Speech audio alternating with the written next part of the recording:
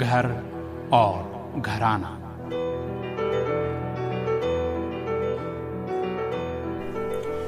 سامعین، پروگرام گھر اور گھرانہ لے کر حاضر خدمت ہیں۔ ہاشم علی اور معصومہ غلامی کا سلام قبول کیجیے۔ سامعین، اس پروگرام میں بھی ہم اسلام کی نظر میں تعلیم و تربیت کے موضوع پر اپنی گفتگو جاری رکھیں گے۔ گزشتہ پروگراموں میں خاص طور سے نوجوانی کے دور میں اصول دین سے آگاہی اور اصول دین کے بارے میں مطالعے اور تحقیق کی اہمیت پر گفتگو کی گئی۔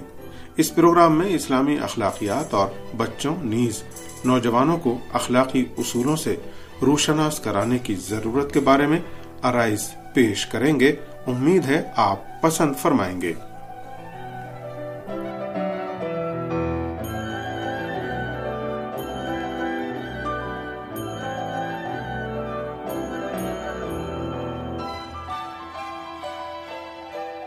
سامعین، اخلاقی اصولوں، اقدار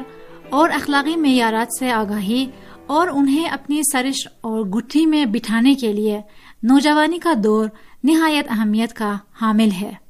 سماجی ماہرین اور ماہرین نفسیات نے بچپن اور نوجوانی کے دور میں اخلاقی اصولوں سے آگاہی کی اہمیت پر تاکید کی ہے۔ امریکی محقق اور ماہر نفسیات جان پیاژے اس بارے میں کہتے ہیں، بچوں میں اخلاقی پیش رفت اخلاقی امور کے پے در پے اور متواتر انجام پانے سے حاصل ہوتی ہے، اور اخلاقیات کے حصول کا ابتدائی مرحلہ اخلاقی حقیقت پسندی سے شروع ہوتا ہے اور چند سالوں کے بعد اپنے آخری مرحلے میں منتقل ہو کر سماجی اور معاشرتی اخلاق کی شکل اختیار کر لیتا ہے، اور اخلاق کی حقیقت سے آشنائی کا مرحلہ طے کیے بغیر اس کے تکمیلی مراحل میں قدم رکھنا ناممکن ہے۔ سامعین، دین اسلام میں عقائد و اصول دین کے بعد اہم ترین موضوع اخلاقیات کا ہے۔ ظاہر ہے کہ انبیاء الہی کا مقصد بھی عالم انسانیت میں اخلاق کی ترویج اور اس کو فروغ دینا تھا، کیونکہ انسان کے لیے اخلاق کے بغیر نہ دین کا کوئی فائدہ ہے اور نہ دنیا ہی کسی کام کی ہے۔ در حقیقت آدمی اس وقت انسان کہلانے کے لائق ہے جب اخلاق حسنہ کا حامل ہو۔ اگر انسان با اخلاق نہیں ہے تو صراط مستقیم سے منحرف ہو جائے گا اور ایک درندے اور خطرناک جانور میں بھی تبدیل ہو سکتا ہے، اور اپنی عقلی توانائی کو مکمل طور سے بروئے کار لا کر تمام چیزوں کو تباہ اور نظر آتش بھی کر سکتا ہے۔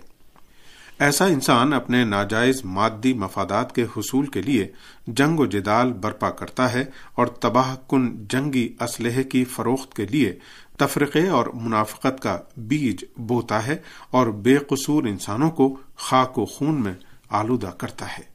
جیسا کہ ہم آج مشاہدہ کر رہے ہیں کہ بعض مغربی ممالک کس طرح سے اپنے مفادات کی حفاظت کے لیے دنیا کے مختلف علاقوں میں دہشت گرد گروہوں کے ذریعے ہزاروں بے قصور انسانوں کا قتل عام کر رہے ہیں۔ خداوند عالم سورہ شمس کی 9 اور 10 آیت میں فرماتا ہے، بے شک وہ کامیاب ہو گیا جس نے نفس کو پاکیزہ بنا لیا، اور وہ نامراد ہو گیا جس نے اسے آلودہ کر لیا ہے۔ جس طرح صحیح تعلیمات اخلاقی سطح اور نفس کی پاکیزگی کا باعث بنتی ہیں، اسی طرح اخلاقی فضیلتیں بھی انسان کے علم و دانش کی سطح کو بلند کرنے کا سبب بنتی ہیں،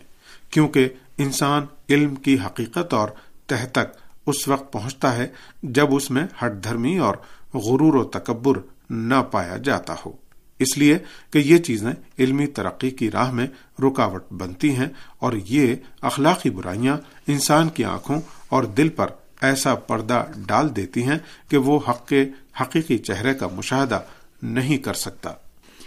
سامعین، جس وقت سے انسان نے زمین پر قدم رکھا ہے اسی وقت سے اخلاقی مسائل کا بھی آغاز ہو گیا تھا۔ نبی خدا حضرت آدم علیہ السلام نے نہ صرف یہ کہ اپنی اولادوں کو اخلاقی قدروں اور اصولوں سے روشناس کرایا، بلکہ خداوند کریم نے جس وقت حضرت آدم کو خلق کیا اور جنت میں انہیں سکونت فراہم کی،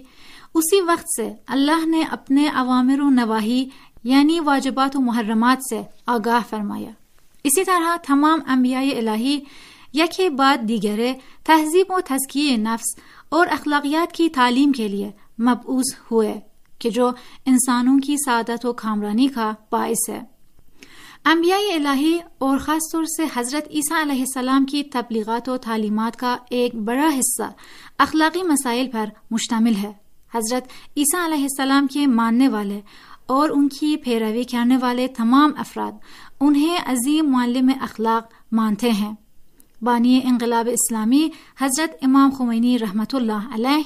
اپنی کتاب جہاد اکبر میں لکھتے ہیں، انبیاء الہی آدمی کو انسان بنانے کے لیے مبعوث کیے گئے، وہ اس لیے بھیجے گئے کہ بشر کو اخلاقی برائیوں اور آلودگیوں سے دور رکھیں اور اچھے خصائل و آداب حسنہ سے روشناس کرائیں۔ ہم اخلاقی معلمین کے درمیان سب سے بڑے معلم اخلاق حضرت رسول اکرم صلی اللہ علیہ وآلہ وسلم ہیں، جن کے بارے میں پروردگار عالم نے فرمایا کہ آپ کا اخلاق بہت ہی عظیم اور شائستہ ہے۔ روایات میں بھی اخلاقی مسائل کی جانب اشارہ کیا گیا ہے۔ اس بارے میں حضرت رسول اکرم صلی اللہ علیہ وآلہ وسلم فرماتے ہیں کہ میں صرف اخلاقی فضائل و کمالات کو مکمل کرنے کے لیے مبعوث کیا گیا ہوں۔ دینی رہنماؤں کی پوری زندگی اس امر کی غماز ہے کہ وہ تمام لوگوں کو اخلاقی صفات و کمالات کے حامل بننے کی دعوت دیتے تھے اور خود بھی اخلاقی فضائل اور اسوہ حسنہ کی زندہ مثال اور عملی نمونہ تھے۔ لہذا انبیاء الہی کے اخلاقی فضائل و کمالات اور خاص طور سے حضرت رسول اکرم صلی اللہ علیہ وآلہ وسلم کی سیرت طیبہ اور آپ کے اہل بیت اطہار علیہم السلام کے کردار سے نوجوانی کے دور میں آگاہی نوجوان کی شخصیت نمایاں کرنے میں نہایت مؤثر ثابت ہوگی۔ اخلاق ان روحانی و باطنی صفات اور اعمال و کردار کا مجموعہ ہے جو انسان کی فطری خصلتوں کا نتیجہ ہے۔ مثال کے طور پر جب کوئی کسی کام کو متواتر انجام دیتا ہے، جیسے راہ خدا میں انفاق و بخشش اور دوسروں کی مدد سے گریز کرنا، یہ اس امر کی دلیل ہے کہ کوئی اخلاقی کمزوری اس کی جڑ اس کے باطن اور اس کی سرشت میں موجود ہے، جس کے نتیجے میں وہ دوسروں کی مدد سے اجتناب کر رہا ہے۔ معروف ایرانی مسلمان مورخ و دانشور ابن مسکوے اپنی کتاب تہذیب الاخلاق میں لکھتے ہیں، خلق و خو وہ نفسانی اور فطری حالت ہے جو انسان کو غور و فکر کی ضرورت کے بغیر امور کی انجام دہی کی ترغیب دلاتی ہے۔ اسی بنیاد پر اخلاق کی قسمیں ہیں، یعنی اچھا اخلاق اور برا اخلاق۔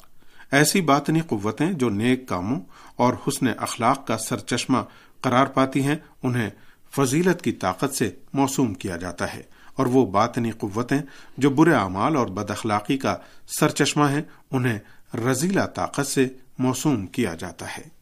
ماہرین اخلاقیات اس بات کے قائل ہیں کہ جب انسان اعمال کی اچھائی اور برائی کو سمجھ لے، اخلاقی صفات سے آگاہی حاصل کر لے اور برتری و پستی کی صفتوں کے آثار و نتائج سے واقف ہو جائے تو یہ آگاہی اس کی تربیت و پرورش میں نہایت مؤثر اور مفید ثابت ہوتی ہے۔ شاید یہ کہنا بیجا نہیں ہوگا کہ انسان کے برے اعمال اور اخلاقی برائیوں کا سرچشمہ اکثر اس کی لا علمی اور عدم آگاہی ہوتی ہے۔ اسی لیے اگر جہالت و نادانی کی جگہ علم و آگاہی پیدا ہو جائے، یا دوسرے الفاظ میں اگر دینی ثقافت اور افکار و نظریات کی سطح بلند ہو جائے، تو اس کا نتیجہ یہ ہوگا کہ بہت سی اخلاقی برائیوں کی جگہ اخلاقی خوبیاں لے لیں گی۔ انسان میں اچھی عادت و خصلت کا آغاز اس کے بچپن سے ہی ہونا چاہیے، تاکہ نوجوانی کے دور میں اس میں موجود بہت سی اخلاقی خوبیاں اس کی بعد کی زندگی کے لیے بنیاد ثابت ہوں۔ نوجوان کی اخلاقی تربیت میں اہم چیز یہ ہے کہ اخلاقی رویہ اس کی خصلت و عادت کی شکل اختیار کر لے۔ اخلاقی عادت میں سب سے پہلے انسان میں اچھی صفت و خصلت جڑ پکڑتی ہے، اور وہ اس کے علم و آگاہی اور اپنے عزم و ارادے کے ساتھ اس خصلت کو عملی شکل میں پیش کرتا ہے۔ لیکن اس عمل کے متواتر انجام دینے سے یہ عمل اس کا اخلاقی ملکہ اور ہنر بن جاتا ہے۔ مثال کے طور پر اخلاقی عادتیں اور خصلتیں یعنی اچھی معاشرت، خندہ پیشانی، اچھی بات چیت، دوسروں کے ساتھ تعاون، ناداروں اور محتاجوں کی مدد کرنا، غیرت و شرم و حیا کا حامل ہونا اور اس طرح کے بہت سے دیگر مسائل انسان کو ان صفات حسنہ کا پیکر بنا سکتے ہیں۔